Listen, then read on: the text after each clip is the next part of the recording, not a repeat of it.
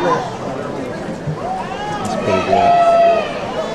morning, everyone. My name is Mary Beth Love, and I chair the Department of Health Education, and I have the great privilege of welcoming you to the celebration for the graduating class of public health educators at San Francisco State, the class of 2015.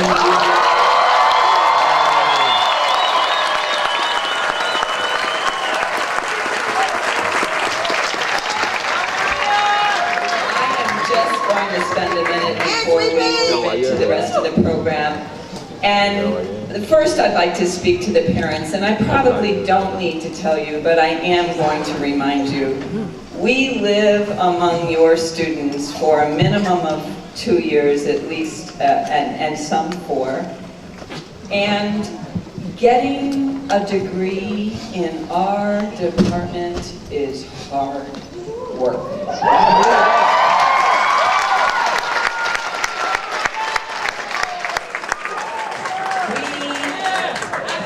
The faculty would tell you they work as hard on their critical thinking, writing, and problem solving as they do. They work really hard. And so this is a huge accomplishment for your sons and daughters and lovers and wives. It is a huge accomplishment. And I'm going to talk about you in a minute, but right now, let's all come together and thank them for the discipline they have brought, the commitment they have brought, to the long nights of studying, to the collaborative work with each other, to getting over the hurdles that it takes to get this degree.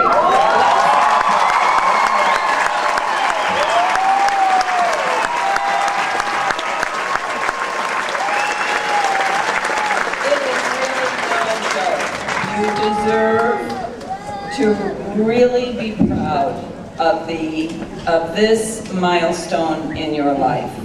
Thank you so much. And when I look at this list and I think about the anxiety I have sometimes about where we're going as a country, and I look at this list, I am inspired. I am inspired that I know that as public health educators, and as a result of the tutelage of these great faculty, you are going to put your shoulder to the wheel to make our society more whole, more just, and more productive. Thank you so much for that.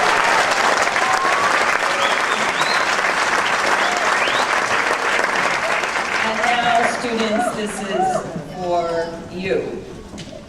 You also know how much these wonderful people here and these wonderful people here have supported you to get here on this day. Why don't you stand up, look around, and clap and give your family a clap.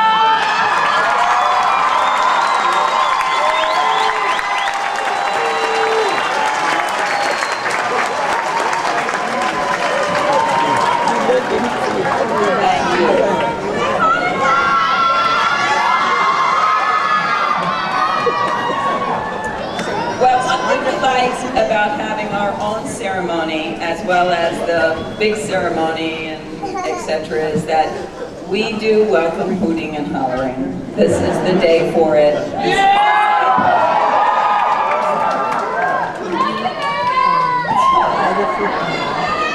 so now it's my turn to say something about the last group of people represented here, and that is your faculty.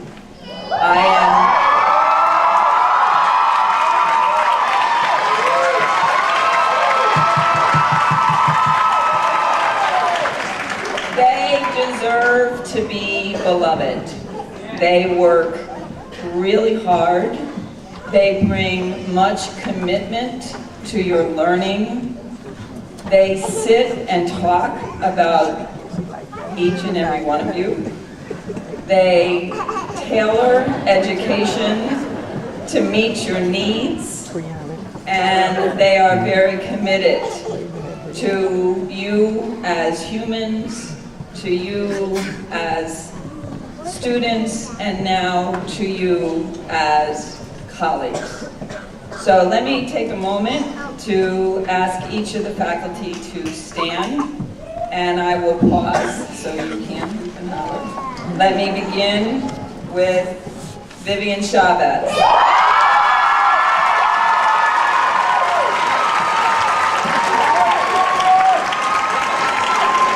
Atina Delfino.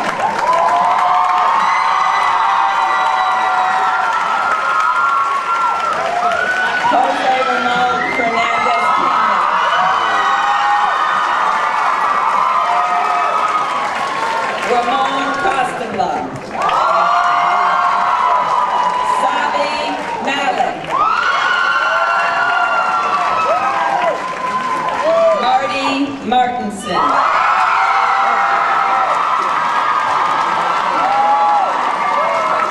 Lisa Moore.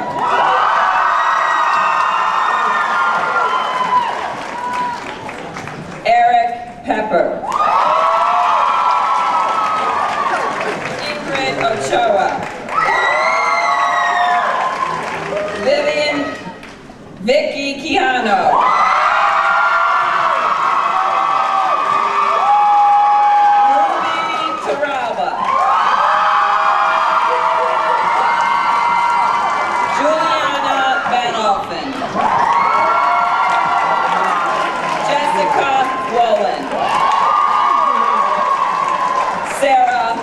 King. Adam Burke. Thank you so much. Faculty, please be seated.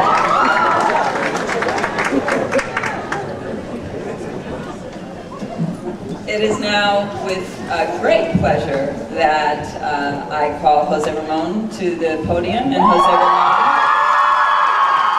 will introduce our guest speaker today.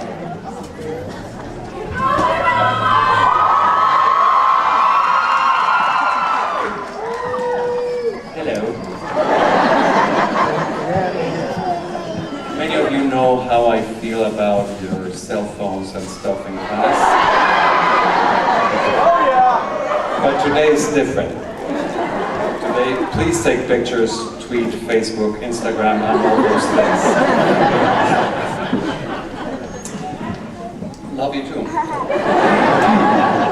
But today, my great honor is to introduce to you Joyce Goffin. Joyce Goffin is an internationally recognized public health advocate who speaks frequently focusing on the need for leadership, collaboration, community partnerships, and innovation to address public health challenges. Her extensive career in public health has focused on supporting and developing the health workforce and creating and strengthening collaborative public health partnerships. She has served in a variety of positions with the Utah Department of Health from 1973 through her retirement in 2004. She became the first executive director of the Great Basin Public Health Leadership in 2004 and retired from that position in 2012. She joined the Utah Public Health Association in 1977, where she is a lifetime member, and has been actively involved in the American Public Health Association since 1985, where she was voted president-elect in 2013. She previously held other elected positions, including the executive board member, health administration section chairperson, the chairperson of the Intersectional Council, the governor councilor, and she has also been a member of the Education Board, the nation's Health Editorial Advisory Committee, and the Katrina Task Force. She's published, she co-edited the book Mastering Public Health, Essential Skills for Effective Practice, and she has contributed to peer-reviewed articles for the Journal of Public Health Management and Practice and the Nation's Health. I can go on and on and on. She is the former chairperson for the National Public Health Leadership Development Network and received the 2012 Balderson Lifetime Public Health Leadership Award. In '94, she received the Theodore Bruce Beatty Award from the Utah Public Health Association for Distinguished Service. And she received the President's Citation from the Utah Medical Association for her leadership with medicine public health. She received a Bachelor's of Science in Sociology for Westminster College, summa cum laude, and she is recognized as a lifelong champion for social justice and a passionate advocate for improving the public's health. She resides in a small community of Dameron Valley in Utah with her husband, Dr. Richard Goffin. Joyce is currently the immediate past president of the American Public Health Association, a dear friend of mine, and somebody that we believe will say some words to you that you will remember from this day on. Joyce.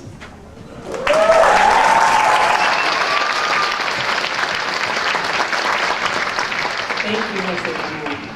Well, thank you so much for the invitation to be here today. I was extremely to visit, and I get here as often as I can. And I have many good friends, so it was an opportunity to do some visiting and enjoy some good food and really refresh my spirit and soul, which is something that is so necessary for us to do from time to time.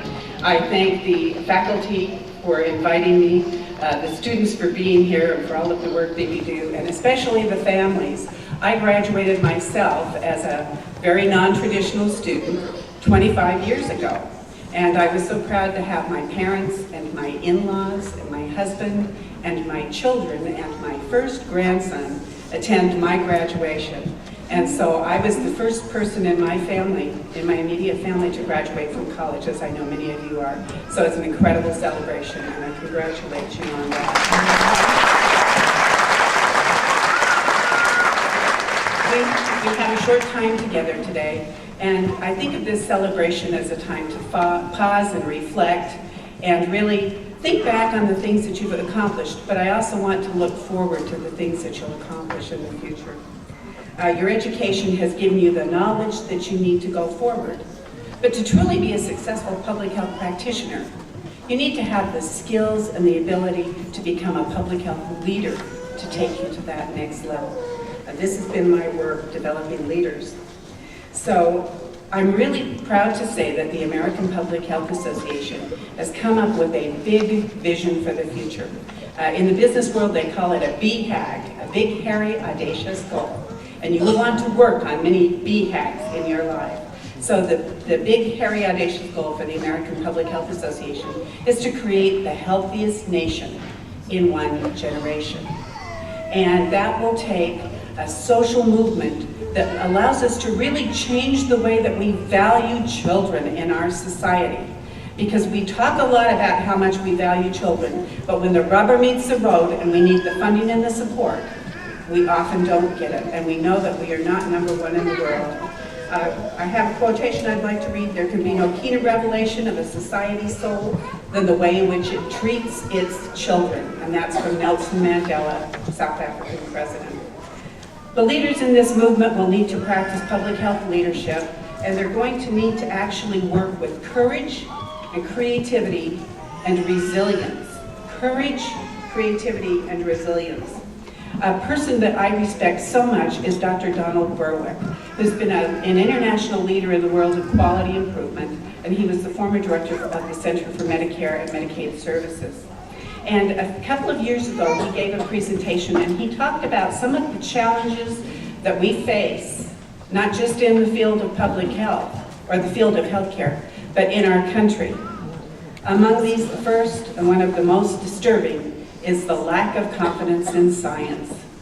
Many people see science as an elitist activity. As you're graduating with a degree from the scientific field, that might make you feel a little bit challenged.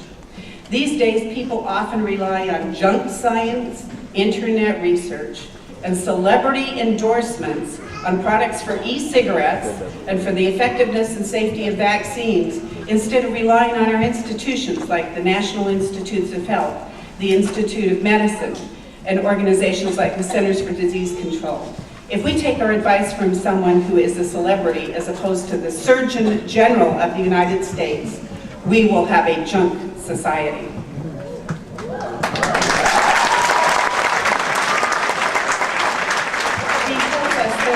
He tells us we need to use our global brains. Research and reports from the Institute of Medicine tell us that the United States is 17th out of 17 peer countries in terms of our health outcomes and our rates of mortality.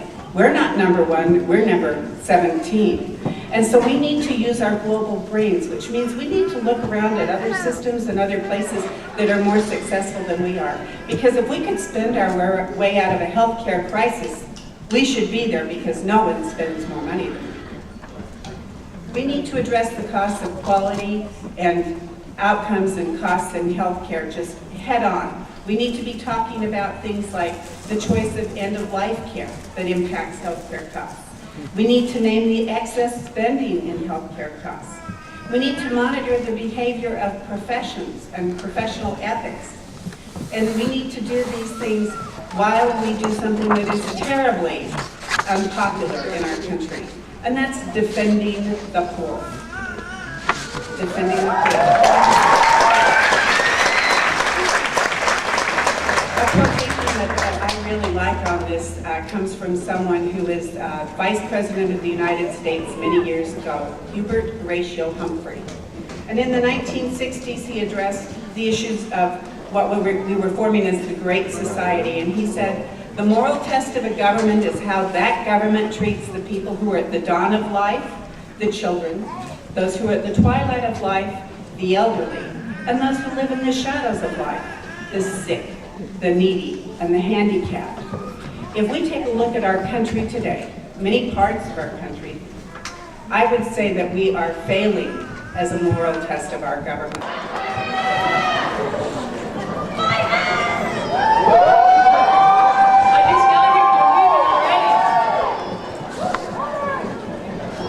Hello, everyone.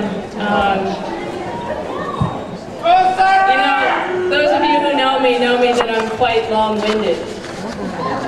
And that's why they give me the pleasure of reading the names of the students who are graduating, because there are many of you, and this is how they keep me happy. I have lots to say today. All in the form of beautiful names. But I can't just come up here and do that. I have to do something first. See, they're all nervous now. Well, you see, we're not going to get to have you in class anymore. And that means we don't get to have any of those really fun interactive activities that we do in class. So I think we have to do one of those activities where you turn to the person next to you. And what I would like you to do, everyone in the room, is to, yes, that includes all of you, is to take a moment to think about what it feels like to you that these people are graduating.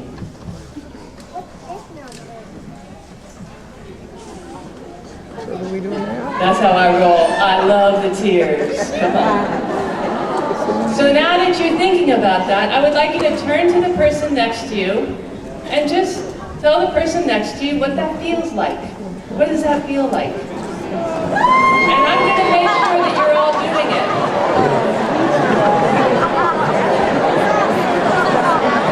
Proud. What did it make you feel like?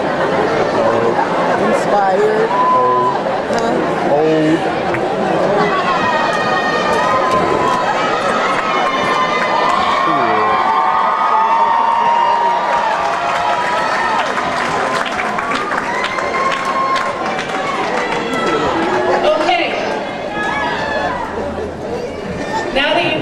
Interaction. We are going to bring this to the full group now, and I would like to hear from some of you. So you in the back row, I know who you are. I know who sits in the back row. I do. And I would like to hear from the back row, what are you feeling right now? I hear happy.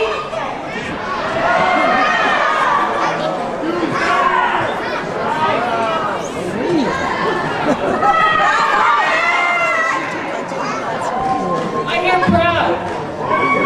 How about the back rows over here?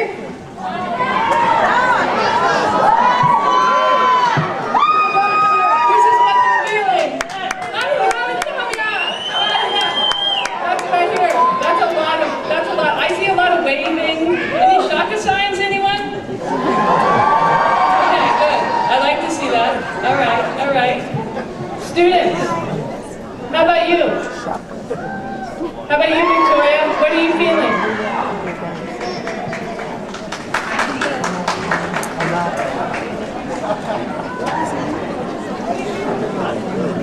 We're not going to keep going until you tell me, and the teacher's going to get mad at me. Overjoyed. We feel love. Good. Faculty? Vivian also feels love, and she says it with love. You can see it. Inspired. Mary Beth Love says inspired. Come on, back row. Happy. All right. Okay. So hold on to that because we have 3 batches. Not one batch. We're going to do this in 3 batches today. You can see a lot of me tonight. And I promise I won't do any more activities at tea night because we're going to fall behind time. Okay. So as we read the names, and don't worry, there will be other things coming up too. Pardon me. As we read the names, hold on, Victoria. I want you to remember that not only, well, as we celebrate each individual, that we're also celebrating all of who these people have been to each other. As Joyce said earlier, so much of this is about relationships. It's about the family and friends that have supported each individual walking across the stage, and also all of how you have been with each other. So that's what we honor tonight. Victoria Lalo.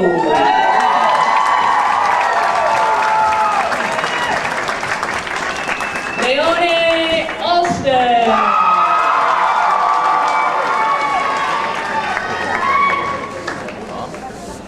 Veronica Mary Campatelli.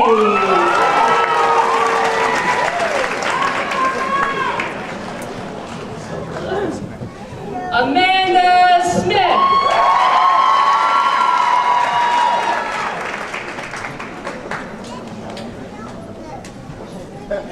Athena Ashley Leva.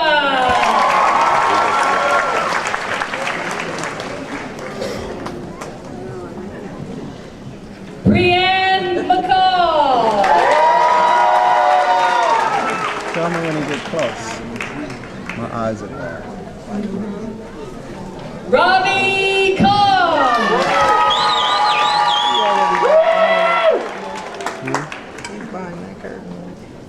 Tell me when you get close so I can press start. Aline Annis.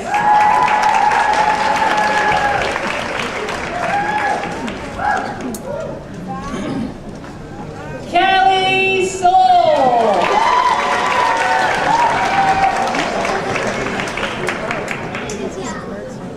Grace Wetzel.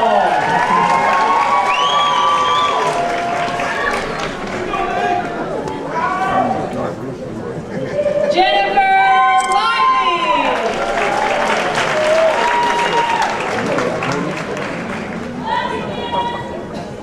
Shamika Wilson.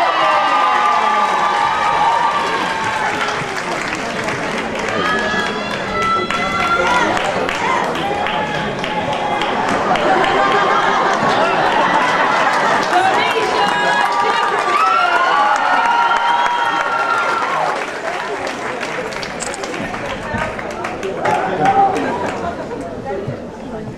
Lisa Van.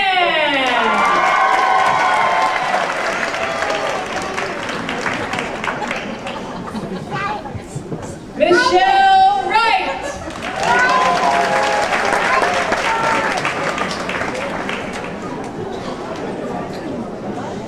Guillermo Obando. You can tell when it come up, huh? You can't tell? Yeah. Evelyn Trejo.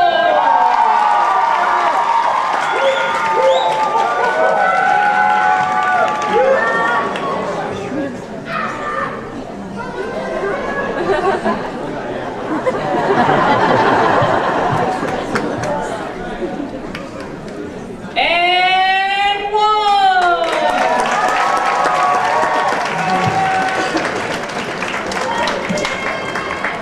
That's right. Stephanie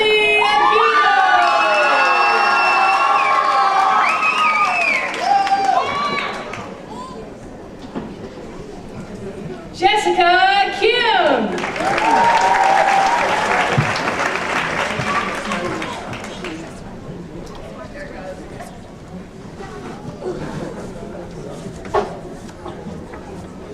Man, you go get it, right? Amberly Cruz. Coming up.